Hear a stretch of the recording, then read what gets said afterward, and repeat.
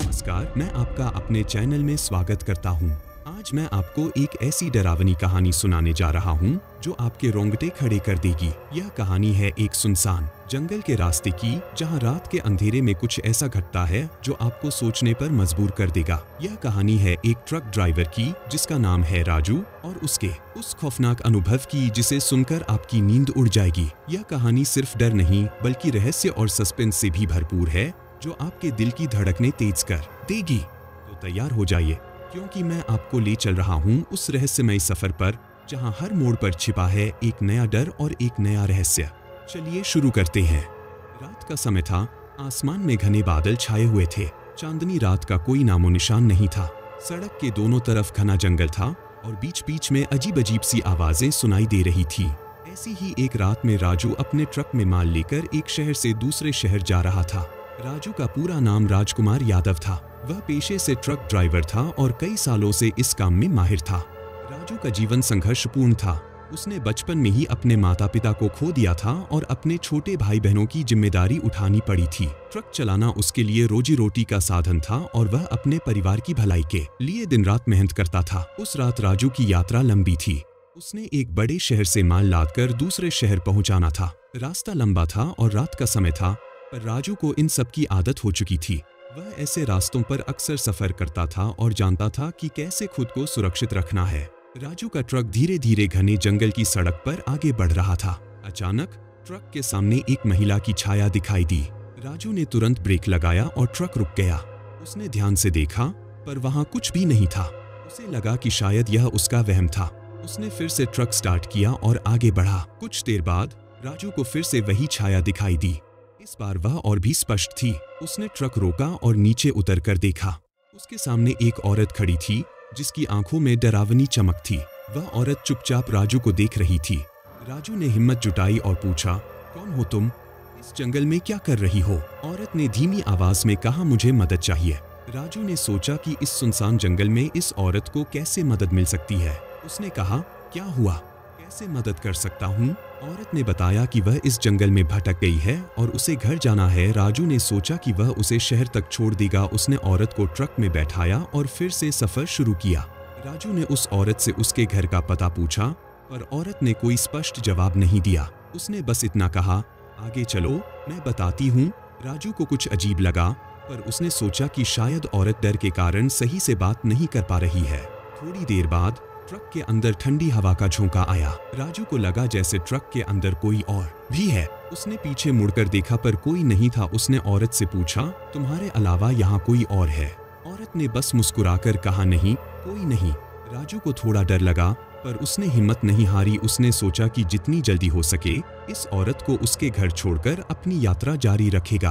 आधे घंटे बाद औरत ने कहा, बस यही रोक दो।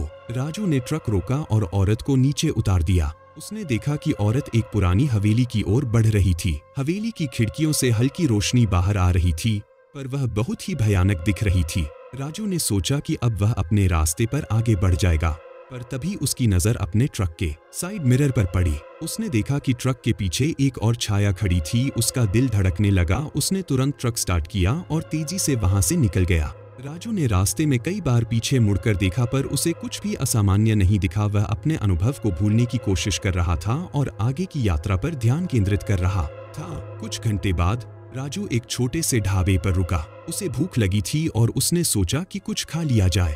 ढाबे में घुसते ही उसने देखा कि वहां कुछ लोग बैठे थे और कुछ खा पी रहे थे।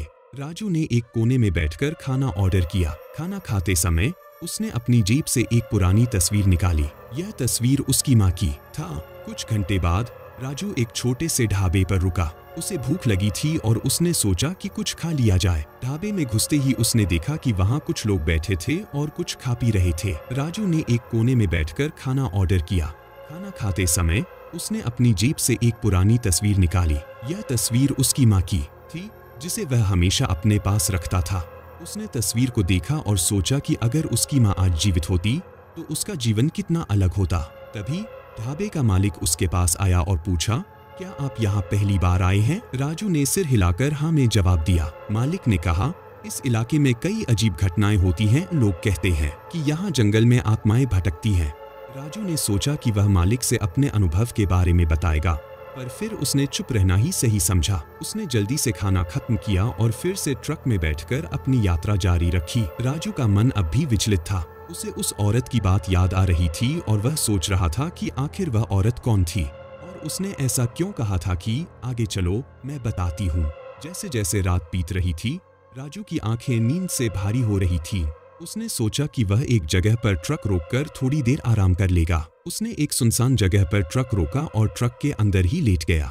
कुछ देर बाद उसे नींद आ गई, पर उसकी नींद जल्दी ही टूट गई जब उसने महसूस किया कि कोई उसके ट्रक के दरवाजे पर दस्तक दे रहा है। उसने दरवाजा खोला और देखा कि वही औरत वहां खड़ी थी। राजू के दिल की धड़कन तेज हो गई। उसने डरते हुए पूछा, तुम यहाँ कैसे आ गई? औरत ने कोई जवाब नहीं दिया। वह बस चुपचाप ट्रक में बैठ गई और कहा, चलो आगे बढ़ो। राजू ने डरते डरते ट्रक स्टार्ट किया और सड़क पर आगे बढ़ने लगा। औरत चुपचाप बैठी थी और उसकी आंखों में वही डरावनी चमक थी। राजू को अब लगने लगा कि उसके साथ कुछ बहुत ही अजीब हो रहा है। उसने सोचा कि वह किसी नजदीकी पुलिस स्टेशन पर जाकर इस बात की जानकारी देगा, लेकिन जैसे ही उसने यह सोचा, औरत ने कहा, तुम मुझे छोड़कर कहीं नहीं जा सकते। कुछ दिनों बाद राजू के ट्रक और उसके सामान की तलाश में पुलिस ने गहन जांच शुरू की। उन्होंने जंगल की तलाशी ली, पर कोई सुराग नहीं मिला। राजू के परिवार को उसकी गुमशुदगी की खबर दी गई। परिवार बेहद दुखी था और उन्हें कुछ समझ नहीं आ रहा था कि आखिर राजू साथ क्या हुआ। राजू की मां की तस्वीर जो ट्रक में मिली थी को देखकर पुलिस ने अनुमान लगाया कि वह तस्वीर उसकी किसी प्रियजन की हो सकती है। उन्होंने उस तस्वीर को राजू के परिवार को सौंप दिया। राजू की बहन ने रोते हुए कहा, भैया हमेशा मां की तस्वीर अपने पास रखते थे, यह उनकी सबसे कीमती चीज थी।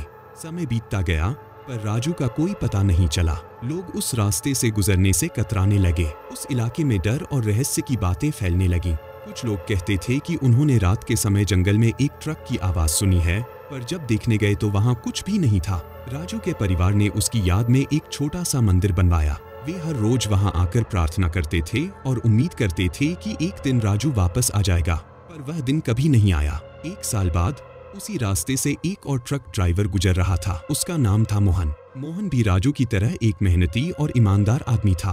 उसने उस रास्ते के बारे में सुनी सुनाई बातों पर ज्यादा ध्यान नहीं दिया और अपनी यात्रा जारी रखी। रात के समय मोहन का ट्रक उसी जगह पर रुका जहां राजू का ट्रक रुका था। अचानक मोहन ने ट्रक के सामने एक महिला की छाया देखी। उसने तुरंत ब्रेक लगाया और ट्रक रोका। नीचे उतरकर देखा तो वहां कोई नहीं था। मोहन ने सोचा कि शायद यह उसका भ्रम था और उसने फिर से ट्रक स्टार्ट किया। थोड़ी देर बाद मोहन को वही छाया फिर से दिखाई दी। इस बार वह और भी स्पष्ट थी। उसने ट्रक रोका और नीचे उतरकर देखा। उसके सामने वही औरत खड़ी थी जिसकी आंखों में डरावनी चमक थी। वह औरत चुपचाप मोहन को देख रही थी। मोहन ने हिम्मत जुटाई और पूछा, कौन हो तुम?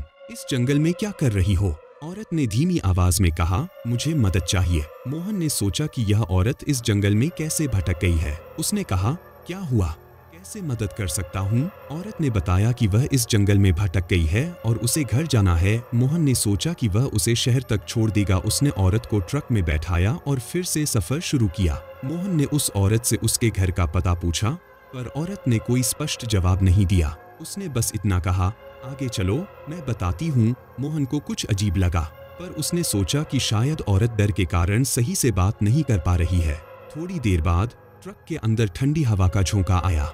मोहन को लगा जैसे ट्रक के अंदर कोई और भी है। उसने पीछे मुड़कर देखा, पर कोई नहीं था। उसने औरत से पूछा, तुम्हारे अलावा यहाँ कोई और है? औरत ने बस मुस्कुराकर कहा, नहीं, कोई नहीं। मोहन को थोड़ा डर लगा, पर उसने हिम्मत नहीं हारी। उसने सोचा कि जितनी जल्दी हो सके इस औरत को उसके घर छोड़कर अपनी यात्रा जारी रखेगा। आधे घंटे बाद औरत ने कहा, बस यहीं रोक दो। मोहन ने ट्रक रोका और औरत को नीचे उतार दिया। उसने देखा कि औरत एक पुरानी हवेली की ओर बढ़ रही थी। हवेली की खिड़कियों से हल्की रोशनी बाहर आ रही थी, पर वह बहुत ही भयानक दिख रही थी। मोहन ने सोचा कि अब वह अपने रास्ते पर आगे बढ़ जाएगा, पर तभी उसकी नजर अपने ट्रक के साइड मिरर पर पड़ी। उसने देखा कि ट्रक के पीछे एक और छाया खड़ी थी। उसका दिल धड़कने लगा। उसने तुरंत ट्रक स्टार्ट किया और तेजी से वहां से निकल गया। मोहन ने रास्ते में कई बार पीछे मुड़कर देखा, पर उसे कुछ भी असामान्य नहीं दिखा। वह अपने अनुभव को भूलने की कोशिश कर रहा था और आगे की यात्रा पर ध्यान केंद्रित कर रहा था। कुछ घंटे बाद मोहन एक छोटे से ढाबे पर रुका।